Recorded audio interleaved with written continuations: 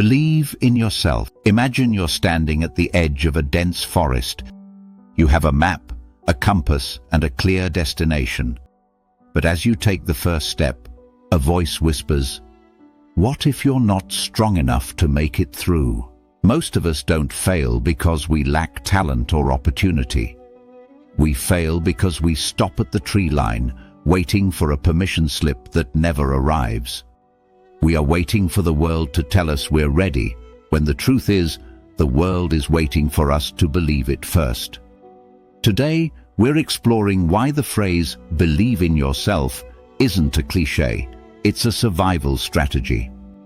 The architect of the impossible. Think about Vera Wang. She didn't even enter the fashion industry until she was 40 years old. Before that, she was a figure skater and a journalist. If she had listened to the internal narrative that says, "It's too late," or "I'm not a designer," the bridal industry as we know it wouldn't exist. She didn't start with a masterpiece. She started with a decision to trust her own taste over her own fears. But here is the secret most people miss. Believing in yourself doesn't mean being certain you'll succeed. It means being certain you can handle it if you don't. The first step to building this belief is practical. You must audit your internal monologue. We speak to ourselves more than we speak to anyone else. If a friend spoke to you the way you speak to yourself during a mistake, would you keep that friend? Tonight, try this. Catch one negative thought and treat it like a hypothesis, not a fact. Instead of, "I can't do this," ask, "What is one piece of evidence that suggests I could?" Belief is not a feeling, it's a muscle. You wouldn't walk into a gym and try to bench press 300 pounds on day one. You shouldn't expect to have unshakable self-confidence overnight either. Build belief through micro wins. Make a small promise to yourself, like drinking a glass of water upon waking or reading 5 pages of a book, and keep it. Every time you keep a promise to yourself, you deposit a coin into the bank of self-trust. Over time, that balance grows until you have the capital to take a real risk. We often wait until we feel polished to start. But growth is inherently messy.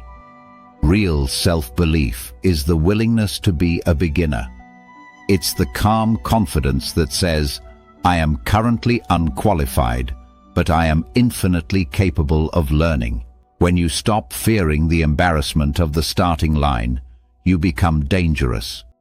You become someone who cannot be stopped because you've removed the only obstacle that ever truly stood in your way: your own judgment.